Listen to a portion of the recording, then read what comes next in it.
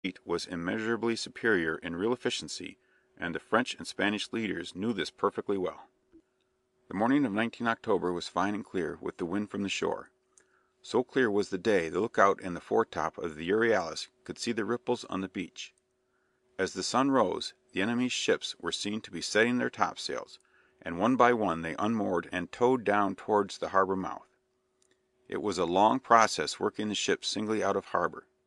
Blackwood, of the Euryalus, stood close in, and from early morning till near 2 p.m. was sending his messages to the distant fleet. Hoisted 7:20 a.m. transmitted to the Victory soon after 9 a.m. The enemy's ships are coming out. 11 a.m. 19 under sail, all the rest have top yards hoisted except Spanish rear admiral and one line of battleship. About 11:30, little wind in harbour, 2 of the enemy are at anchor. Noon, notwithstanding little wind, enemy persevere to get outward. The rest, except one line, ready, yards hoisted. Just before 2 p.m., enemy persevering to work outward. 7 of line already without, and 2 frigates. When the fleet began to show in force outside, Blackwood drew off to a distance of 4 miles from the shore and still watched them. He knew the Euryalus could outsail the fastest of the enemy if they tried to attack him. His business was to keep them under observation. He could see that for want of wind they were forced to work out ship after ship by towing them with rowing boats. He knew they could not be all out till the Sunday morning, and he knew also that Nelson had acknowledged his messages and was beating up nearer and nearer to the port, though with the light winds he could only make slow progress. Unless the enemy scuttled back into the harbour, a battle was inevitable. On Sunday morning, 20 October, the wind freshened and enabled Villeneuve to bring out the last of his ships. They were hardly out when the wind changed and blew strong from the southwest, with squalls of rain. The French admiral signalled the order to tack to the southward under shortened sail. The fleet had been directed to sail in 5 parallel divisions, each in line ahead, but for want of training in the cruise, the ships lost station and the formation was very irregular. At 4 in the afternoon the wind changed again to the northwest, but it was very light and the fleet moved slowly. To the westward, all day, the Euryalus and Sirius frigates were seen watching Villeneuve's progress, and just as darkness was closing in, one of the French frigates signalled that there were 20 sail coming in from the Atlantic. If there had been more wind, Villeneuve might have crowded all sail for the straits, but he could only creep slowly along. Flashes and flares of light to seaward showed him the British were exchanging night signals in the darkness. He felt he was closely watched, and he was haunted by the memory of the disastrous night battle in Aboukir Bay.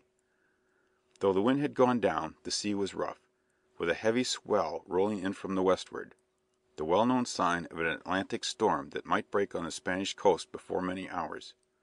The flickering signals of the British fleet seemed to come nearer as the darkness of the moonless autumn night deepened. At about 9, a shadowy mass of sails was seen not far off. It was the Euryalus, that had closed in with every light shaded to have a near look at the enemy. There was an alarm that the British were about to attack, and Villeneuve signalled to clear for action and form the prescribed double line of battle. The sharp drum beats from the French ships, the lighting up of open ports, the burning of blue lights, showed Blackwood what was in progress.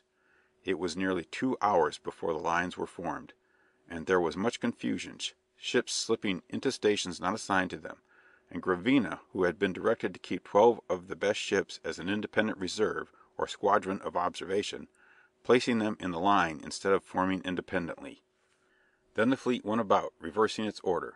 Villeneuve had given up the idea of reaching the straits without a battle, and was anxious to have the port of Cadiz under his lee when the crisis came.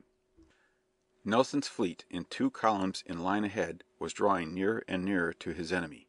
Between the 2 fleets the Euryalus flitted like a ghost, observing and reporting every move of the allies, and sometimes coming quite near them.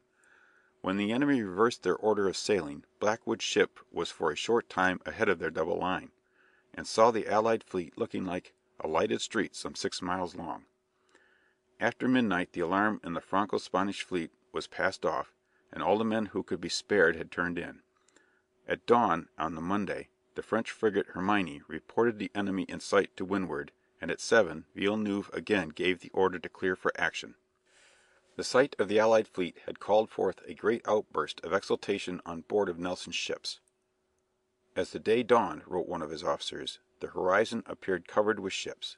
The whole force of the enemy was discovered standing to the southward, distant about 9 miles, between us and the coast near Trafalgar. I was awakened by the cheers of the crew, and by their rushing up the hatchways to get a glimpse of the hostile fleet. The delight they manifested exceeded anything I ever witnessed."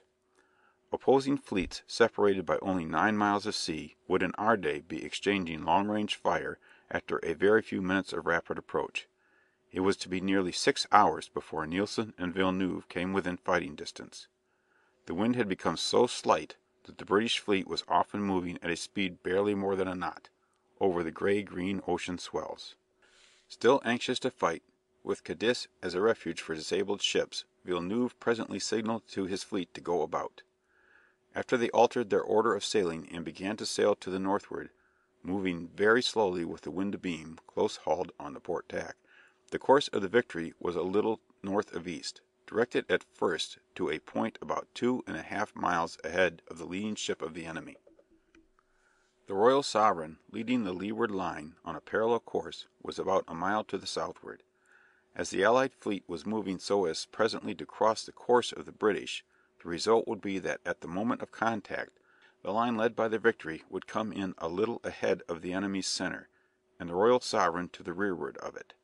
But the courses of the two fleets did not intersect at right angles.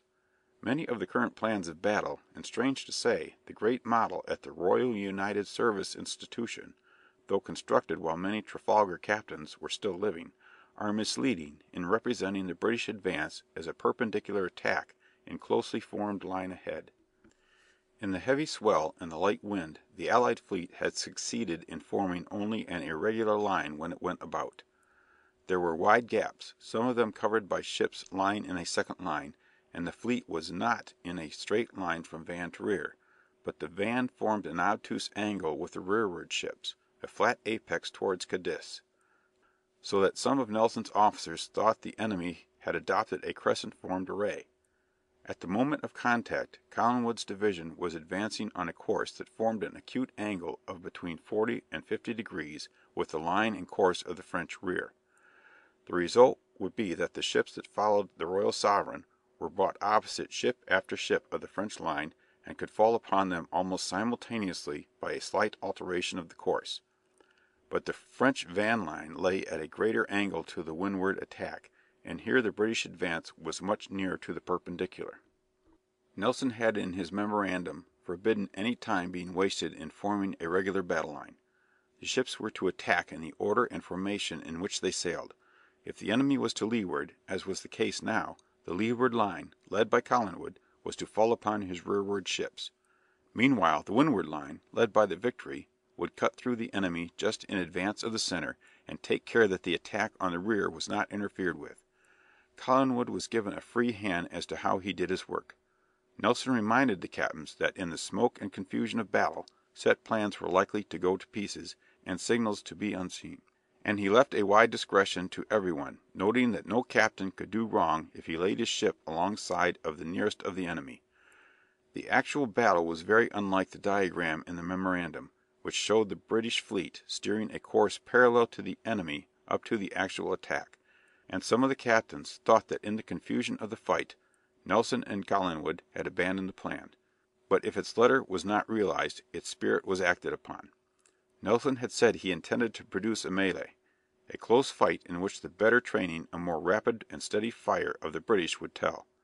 It was a novelty that the two admirals each led a line into the fight. The traditional position for a flagship was in the middle of the admiral's division, with a frigate near her to assist in showing and passing signals along the line. To the French officers it seemed a piece of daring rashness for the flagships to lead the lines, exposing themselves as they closed to the concentrated fire of several ships. This method of engaging battle, wrote Jacques Detouche, an officer on the Intrepid, was contrary to ordinary prudence, for the British ships, reaching us one by one, and at a very slow speed, seemed bound to be overpowered in detail by our superior forces. But Nelson knew his own fleet, and ours. This was, indeed, the secret of it all. He knew the distant fire of the enemy would be all but harmless, and once broadside to broadside he could depend on crushing his opponents.